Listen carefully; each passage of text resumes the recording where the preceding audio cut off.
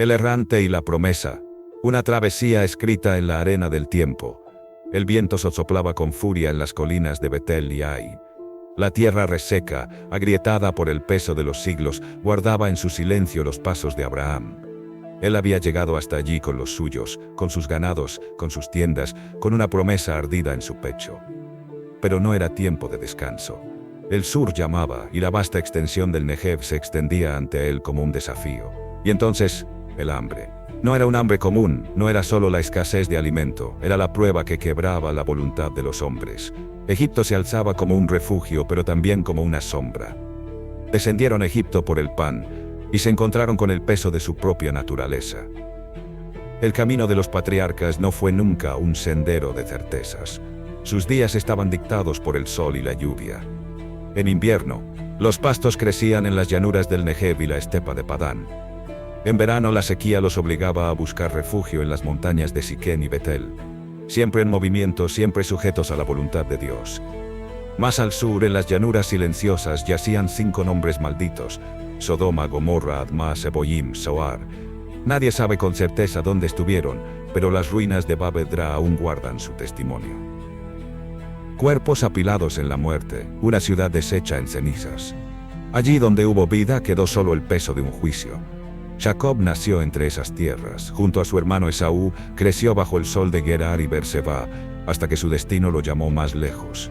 Su abuelo Abraham había trazado un camino antes que él, y Jacob lo siguió. Desde la vasta Padán Aram cruzó ríos y desiertos, hasta que en el vado del Jaboc, en la noche espesa, su historia se quebró. Luchó con Dios. No con un hombre, ni con su propia conciencia. Luchó con el Todopoderoso y salió marcado, pero renacido. El que había sido Jacob, el usurpador, se convirtió en Israel, el que pelea con Dios y vence. El que es doblado pero no quebrado. Años después, sus pies lo llevaron de regreso a Mambré, donde su padre lo esperaba. Allí, bajo el cielo de Hebrón, la historia de su casa continuó. Pero en el camino, un último golpe. Raquel, su esposa amada, quedó atrás. Su tumba se alzó en el polvo de Benjamín, cerca de Betel, como un recordatorio de la fragilidad de los días. Los hijos de Jacob heredaron su destino. Años tras años, estación tras estación, guiaron sus rebaños a las montañas de Siquén. La vida de su pueblo era la vida de los errantes, de los que solo poseían la promesa. Pero la promesa fue suficiente.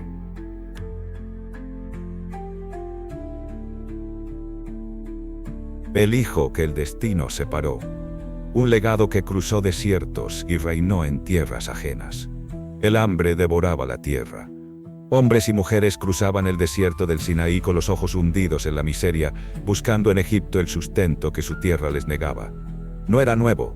Durante generaciones, los pueblos de Canaán miraban hacia el Nilo como última esperanza, pues sus aguas nunca faltaban, pues su riqueza no conocía sequía. José no llegó a Egipto por hambre.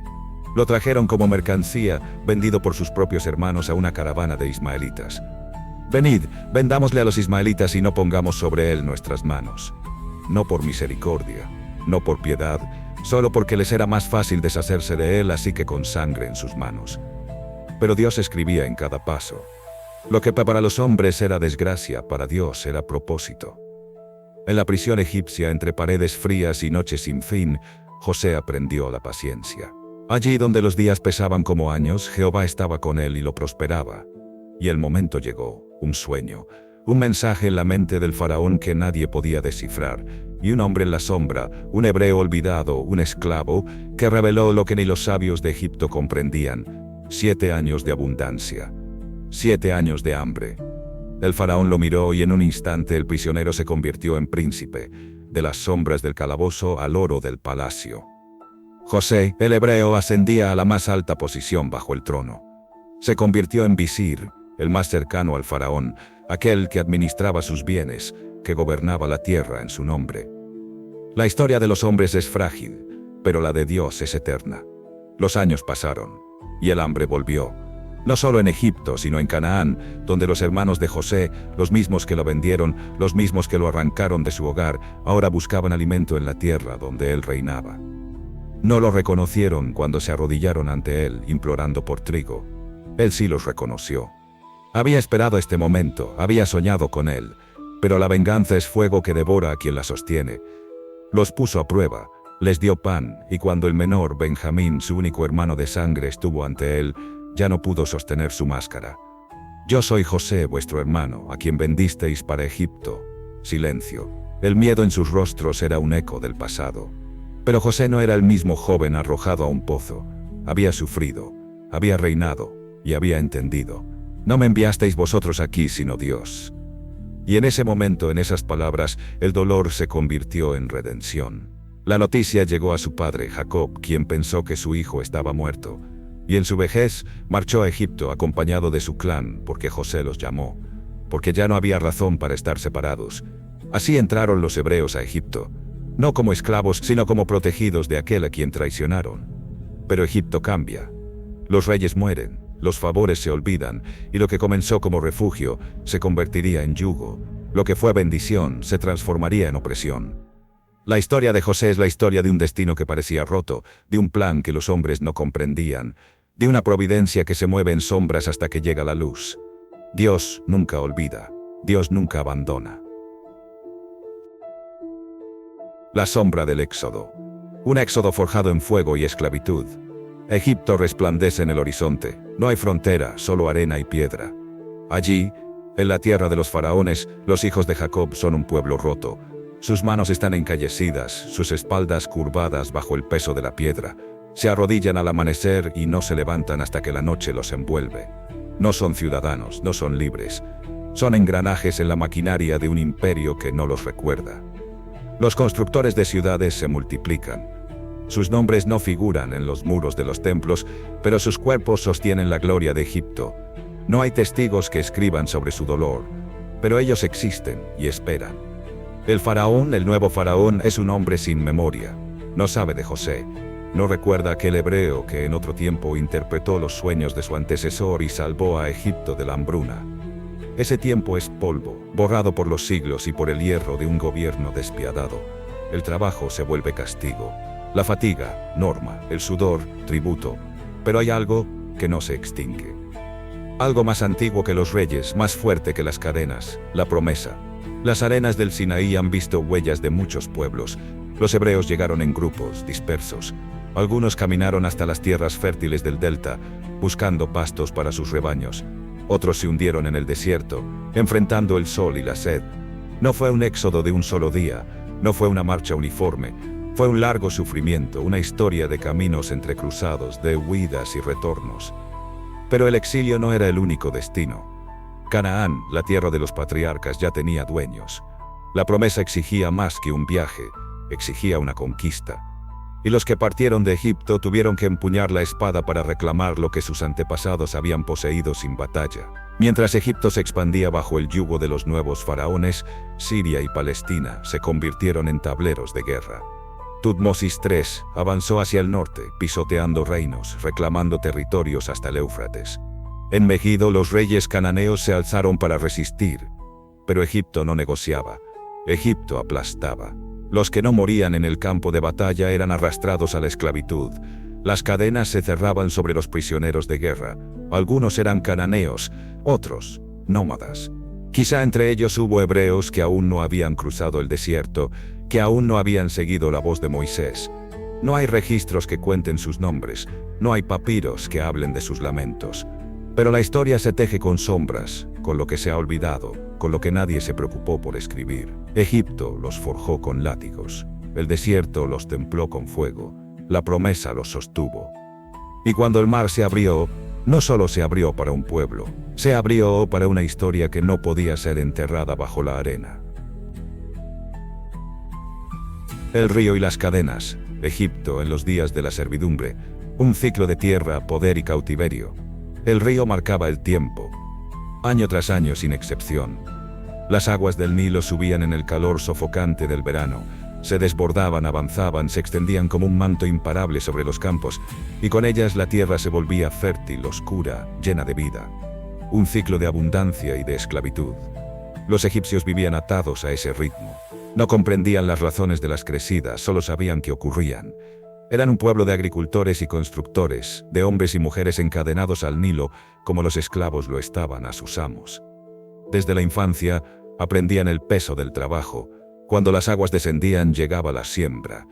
En las casas de los ricos los escribas marcaban los campos, registraban nombres. Y los pobres simplemente obedecían. No había elección. Porque cuando la cosecha terminaba, el faraón tenía otros planes. En la estación de la inundación la tierra descansaba, pero los hombres no. El gran reino de Egipto no se levantó solo. No fueron dioses los que apilaron los bloques de piedra. No fueron los faraones quienes cargaron con el peso de sus tumbas eternas. Fue el pueblo. Fueron manos endurecidas, espaldas arqueadas, cuerpos que no tenían más dueño que el látigo. Los esclavos estaban en todas partes. Algunos eran egipcios, condenados por delitos. Otros extranjeros traídos como mercancía. Hombres sin nombre, sin patria, sin voz. Muchos venían de Canaán, de las tierras de pastores. Los hebreos. Al principio, llegaron como hombres libres, bienvenidos por la mano de José, aquel que interpretó los sueños del faraón. Se asentaron, prosperaron. Pero los tiempos cambiaron. El nuevo faraón no conoció a José. Solo vio números, solo vio y decidió que el pueblo debía ser sometido. Las órdenes fueron claras. Trabajo sin descanso. Labrar la tierra, construir ciudades, cargar piedras más pesadas que sus cuerpos. No bastaba con su esfuerzo. Había que quebrarlos, reducirlos, anularlos. Pero no se rompieron. El río seguía su curso y con él la historia avanzaba. Un clamor se alzaba en la opresión, un eco entre las piedras, un susurro en la arena. Y aunque el látigo caía con furia, aunque las cargas doblaban sus espaldas, el pueblo no fue olvidado. Dios vio su aflicción. Y cuando el tiempo se cumplió, cuando la injusticia rebosó la copa, cuando el río que dio vida a Egipto se volvió contra él. La esclavitud llegó a su fin, porque la historia no pertenece a los que oprimen, sino a los que resisten. El reino que ardió, el dominio egipcio y la ruina de Canaán. Los muros se alzaban, pero no eran eternos. Cuando los hicsos fueron expulsados de Egipto, no desaparecieron. Se dirigieron al norte, a Palestina, llevando consigo la sombra del imperio que los había derrotado. Eran extranjeros en una tierra que ya tenía dueños, pero traían consigo un legado de piedra y pergamino, la cultura egipcia que habían absorbido. La tierra no los recibió con paz. En los anales de la arqueología, las marcas del fuego y la destrucción aún hablan de aquellos días. Jericó, Tel Beit Mirsim, nombres de ciudades que cayeron bajo la furia del Nilo. Las torres se inclinaron, los hogares se convirtieron en ceniza y los muertos no tuvieron sepultura. Los egipcios no olvidaban a quienes los desafiaban. Egipto reclamó lo que consideraba suyo. Con la 18 dinastía, la balanza volvió a inclinarse y las rutas del comercio se reabrieron. Las riquezas de Canaán fluían hacia el faraón, y a cambio la influencia del imperio se hundía en los cimientos de la tierra conquistada. Pero el yugo egipcio era pesado. Gobernadores locales y reyes vasallos respondían al trono del Nilo, pero no todos con docilidad. Megiddo ardió en 2 ocasiones, y Beisán, la fortaleza egipcia, fue reducida a ruinas más de una vez. Las piedras recordaban el peso del tributo, la sangre de los insumisos, el precio de la rebelión. Tutmosis III avanzó hasta Carquemis. Amenhotep llegó a Alepo. Seti-Koseu miró a Kadesh con la ambición del conquistador. Y allí, en el Orontes, Ramsés II se enfrentó a los hititas. Muatalis y su ejército esperaban. La guerra era el lenguaje de los imperios, la paz un pacto escrito en arena. El tratado con Atusilis dio a Egipto la soberanía sobre Canaán, pero la tierra nunca perteneció del todo a quienes la reclamaban. Palestina despojada se empobrecía. Su cultura languidecía bajo la sombra del norte. Siria mantenía su esplendor, mientras al sur solo quedaban fragmentos, ecos de una grandeza que nunca fue suya del todo. La influencia egipcia dejaba huellas en la piedra y en la arcilla. La cerámica llevaba el rastro del Egeo, pero su arte estaba marcado por la dependencia. En las tablillas, 4 escrituras cruzaban sus líneas: el cuneiforme acadio, los jeroglíficos egipcios, el alfabeto lineal y el cuneiforme de Ugarit. Pero más allá de los signos grabados en barro y papiro, lo que dominaba era la lengua de los conquistadores. Las palabras cambian, los imperios se levantan y caen, pero el sufrimiento de los sometidos es siempre el mismo. Egipto había impuesto su voluntad, pero la historia nunca es estática. Cada victoria lleva consigo la semilla de su propia ruina, y Canaán, aunque herida, aún respiraba. Las huellas de Hati, un reino de piedra, sangre y silencio. Nadie recuerda el viento que susurraba sobre la meseta, Nadie habla de los pasos que resonaron en el polvo antes de que las tablillas hablaran por ellos, pero estaban ahí. Antes de que los siglos los convirtieran en un enigma. Antes de que su lengua fuera solo un eco en la piedra. Los llamamos hititas, porque así los nombraron los antiguos escritos. Pero no era ese su nombre. En su lengua eran el pueblo de Nesa, y el país que pisaban, la tierra de Hatti. Nadie sabe de dónde llegaron exactamente, solo que cruzaron montañas y ríos lejanos que atravesaron tierras ajenas hasta hacerlas suyas. Vinieron de los Balcanes, dicen los estudiosos. Traían el peso de la guerra en sus manos y una lengua que se parecía a las que luego forjarían Roma y los pueblos celtas. Pero cuando llegaron, ya había otros antes que ellos, otros que hablaban en susurros, en dialectos perdidos.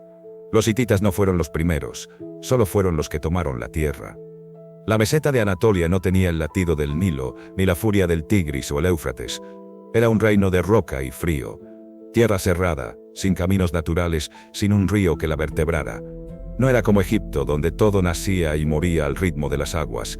No era Babilonia, donde las torres se alzaban desafiando al cielo. Era un mundo distinto, aislado, difícil. Un lugar que no prometía nada a los débiles, pero no fueron débiles. Su reino se alzó sin la bendición de los dioses fluviales. No esperaron milagros. Lo tomaron todo con sus propias manos y aprendieron. Aprendieron de los que vinieron antes. Tomaron lo que les servía y dejaron lo que no. Su religión no era suya, era de muchos. Hurritas, luvitas, los antiguos Hatti. Cada pueblo dejó algo en ellos. Un dios, un rito, un fragmento de ley grabado en piedra.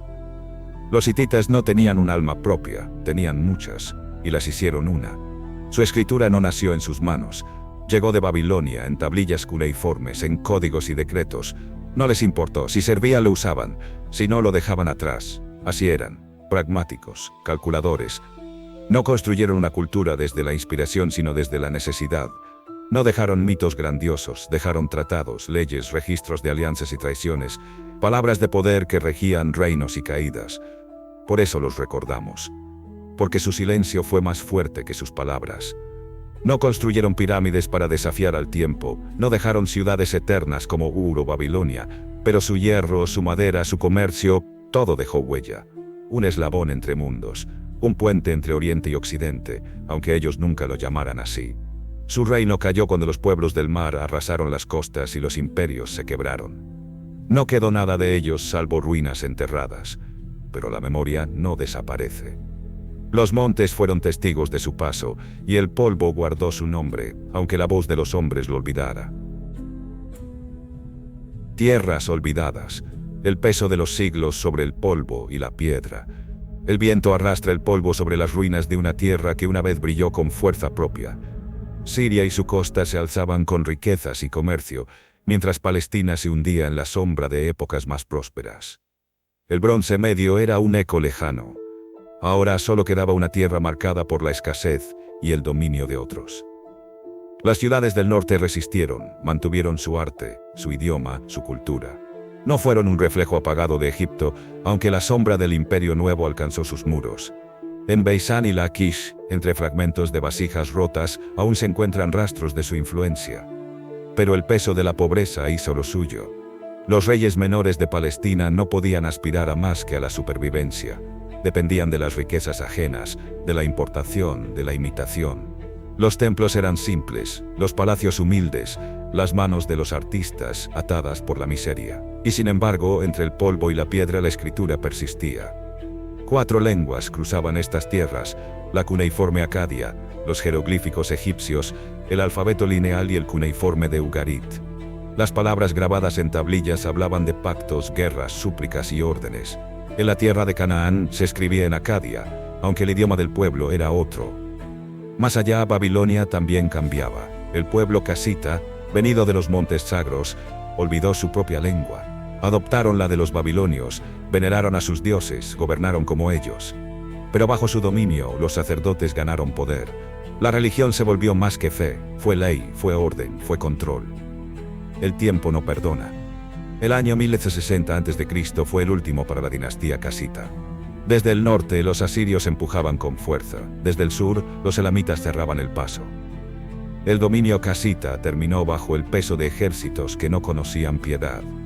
Más allá, otro conflicto ardía. Asirios e hititas disputaban el control del imperio mitanio. Las guerras civiles lo debilitaron, los asirios lo devoraron. Tukulti-Ninurta, primero rey de Asiria, tomó la capital y con ella su destino. La historia avanza como la arena empujada por el viento. Los imperios caen, los reyes mueren, los templos se cubren de polvo. Pero la memoria permanece, no en las piedras, sino en la escritura. Porque mientras se grabe en la arcilla, en el papiro, en la piel de quien la hereda, la historia nunca muere. La huida de Egipto, la marcha que forjó un pueblo. El aire ardía sobre las tierras de Egipto. La sombra de los templos se alargaba sobre los caminos polvorientos. Allí, entre ladrillos y barro, el pueblo gemía bajo la carga. Trabajos forzados, jornadas interminables, niños nacidos en el yugo de una nación ajena. Moisés caminó entre ellos, sintiendo el peso de siglos en la mirada de los ancianos, en la fatiga de los jóvenes. Pero su corazón ya ardía. La voz del Eterno lo había enviado, y con ella la tormenta. Las aguas del Nilo enrojecieron, la tierra tembló. 10 veces la mano de Dios golpeó a Egipto, y al fin, el faraón cedió. Marchaos. Una palabra que era libertad, pero también incertidumbre. Salieron de noche, apresurados.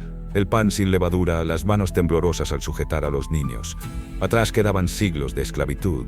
Pero la sombra de Egipto no se disipaba tan fácilmente. Ramsés II cambió de parecer.